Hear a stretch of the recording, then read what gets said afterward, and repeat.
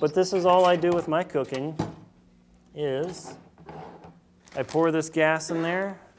I hit it with a couple sparks. I get this around here. And with about 1 ounce of fuel, I have boiling water in 4.5 minutes. And that's it. There are tons of different stoves. I've got a white gas stove back there I use for expeditioning.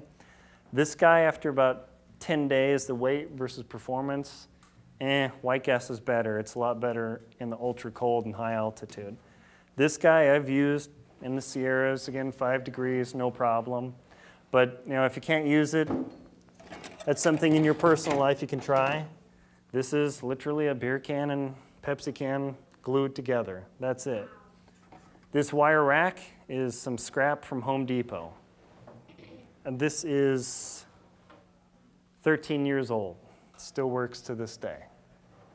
See if you want to pass those around. That's cooked many, many pots of water. Now that's something too, is now the food. Let's see, how are we doing here? Safety, nutrition, navigation. Oh, okay, let's go. Is that a pre-made wind guard, or did you make that one yourself? No, this actually comes with the MSR stoves, but it's just here, I'll pass it around. It's just real heavy aluminum foil. Having a wind guard on your stove does make a big difference for your cooking efficiency. When that little light breeze is blowing around, it blows all the heat from under your pot and out into space. It does nothing for you. You have that little bit of aluminum foil there, you've got business. Now that can also be used, say you really injure your arm.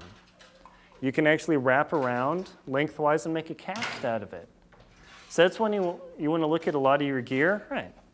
Is what else can I get a use out of this for? The more you can multi-purpose your equipment, the better off you are. Because if you carry one thing for this, one thing for that, your pack gets heavy. And that's something to think about.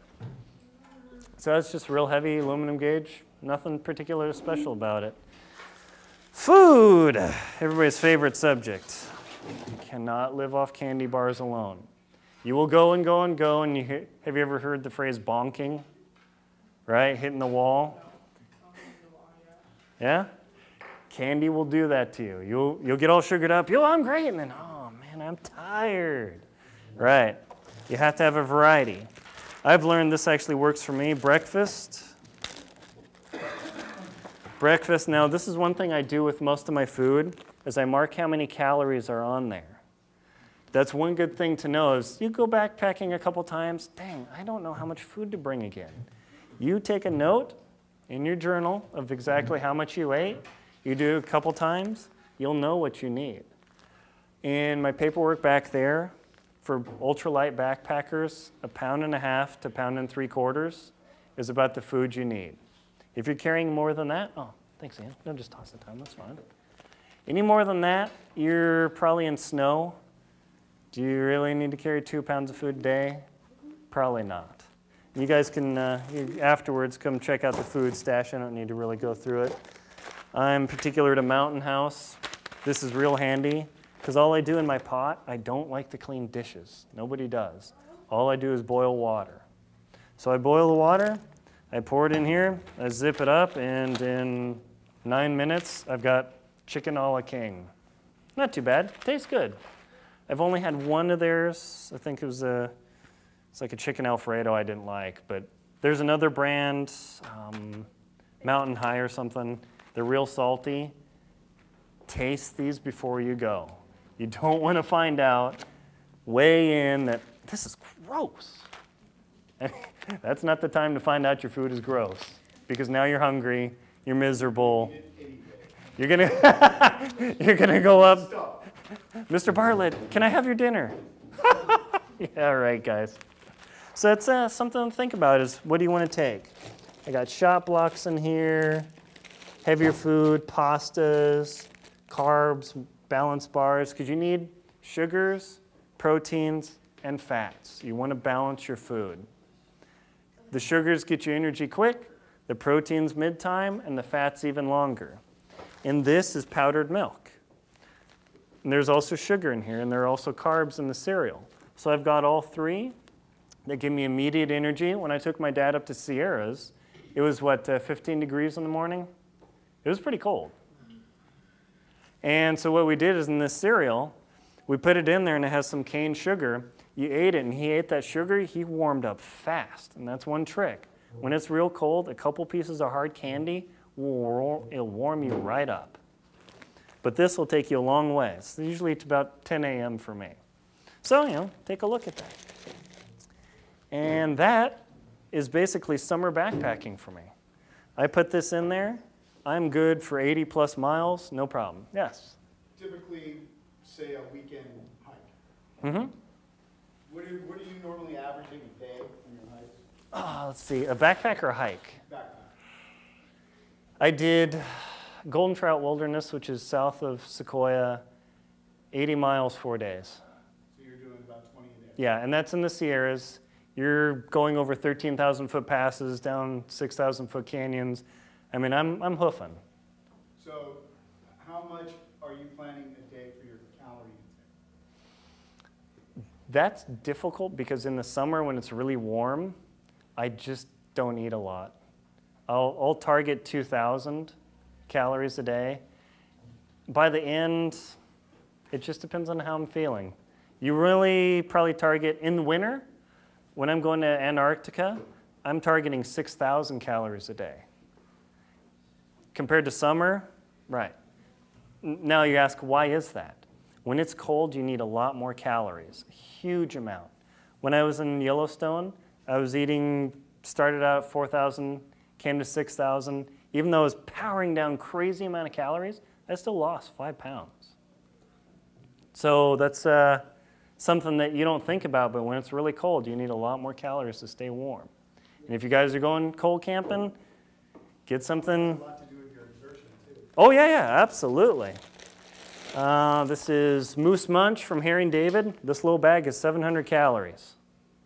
And it's dark chocolate. Don't get milk chocolate. It's junk. Dark chocolate, much better. But in summer, 2,000, 2,500. That's what I target. One backpack I tried Cliff Bars and beef jerky only. By the second day, every time I ate a bar, I felt hungrier. And every time I ate beef jerky, my tongue burned. It had a lot of MSG in it. For a little bite or two, it was okay. But you try in a couple days, it might do something to you. It bugs me, so I know whenever I buy that stuff, I can't have that. So lesson there, don't test your food in the field. That'll cause you a lot of problems. It'll surprise the heck out of you. Mom's cooking is great, but her cooking probably can't be contained in a couple bags, so you want to try it out at home, that's for sure. And you want to do shakedown hikes. I know we did it. I don't know if you guys have done that. Because you think, oh, this is all great. Put on that pack, go to, I don't know where you guys go to, Torrey Pines, Bonita. Go up and down some hills. You find, oh, my boots aren't as good as I thought. Oh, my pack rubs. It's quite surprising what will happen to you 5 miles in. Any questions past that?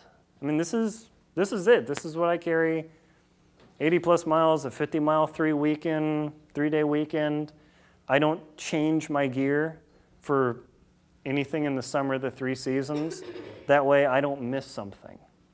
It's all the same. Because that's one thing about gear is like, well, should I do this, do that? You keep it consistent, you'll have a lot less trouble. And you have a lot more fun.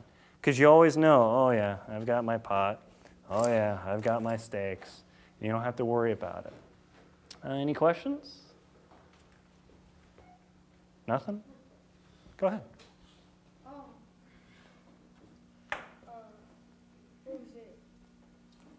How much does your food weigh altogether? Food weighs, this bag plus this was 2 pounds and 10 ounces. When I'm backpacking, yeah, that was 2 days and a shorter second day. I normally target about 1.75 pounds during summer for backpacking. If you go ultralight, you can go to 1.5 pounds, but you got to make sure to have high and good food, not cheap stuff. Doesn't mean you got to spend 15 bucks on a single bar, but you got to try it out. So you target about 1.75 pounds per day in the summer, you'll be fine. You'll be real good. Yeah, anything else? Trips? this October, or actually at the end of June, I'm moving up to Wyoming to train to go to Antarctica. At the beginning of November, I'm flying down there and I'm going to trek and try and be the first American to go from the coast of Antarctica to the pole and back without resupply or support. So I don't get foods, I don't sail, no dogs pull me, nothing. It's me and alone. Until last year, everybody's failed at doing it. So it's not an easy thing to do, but that's part of my gear back there in my bags is something you get to check out that normally you wouldn't get to use. So if you don't have any other questions, if you guys want to get up and look at the gear real quick, touch and feel, more than welcome. I don't know.